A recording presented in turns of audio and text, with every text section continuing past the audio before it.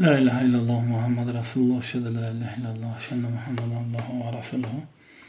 Assalomu alaykum o'zbek xalqi, O'rta Osiyo musulmonlari.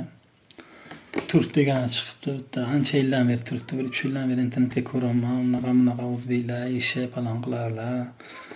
Islom dini unaqa arab qullar deb. O'shani gapirmoqchimanki, u gapirib o'tirishga hojat yo'q, lekin hozircha bizlar ikkita guruhga bo'lindi, oy bo'lindi degan joyga Qamar sura 1-oyatga keldik, Zuhro sura 61-oyat, Naml sura 82-oyati, Qamar surasi 1-oyatida ham oy bo'lindi, qiyomat soati boshlandi degan oyda bitta ma'nosi. Musulmonlar bayrog'iga oy rasm bordi. Musulmonlar ikki qismga bo'lingan haqida gapiraman. Yana bittasi mana bu demokratiyani xohlaydigan mulla ishonlar bu bizga mana shunaqa kunlar yashayveradi, tinch o'tsam bo'ladi degan. Siyosatga aralashmayman degani. Dajjolni ketdan yergachasan, Trampni ketdan yergachasan, Saudiyani poshasi ham Trampni ketdan yergacha olibdi. Ikkinchi qismi mujohidlar, xuddi bir Yamanga o'xshagan, Eron yoki bo'lmasa Suriyaga mana mujohid guruhlarining bordi, o'zbek tojik bordi. Endi ular ham pasport oldi, mana ko'rib turibsan, yangi nima edi?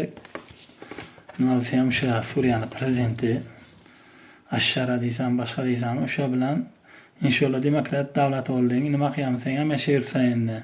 Yana bir guruhdan qaysingdir da'vat qilyapsan, nima qilyapsan, bir-biringni yeyapsan, hech narsa bo'lmaysan, masallaga aytsam, menga birikmayapsan sanlar, yangi o'limchalar, boshqachalar. Bittasi yangi men jihodga boraman, Imom Mahdini ketdan o'laman, Alloh yo'lida unaqa debdi, jonimni molim beraman deb.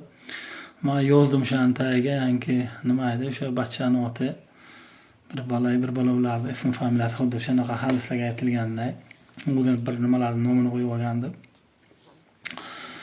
O'shani aytmoqchimanki, sen bitta mana bu yerga komment yozimga, like bos, boshqa qilib, podrejka qilmani, Mahding men deyapman.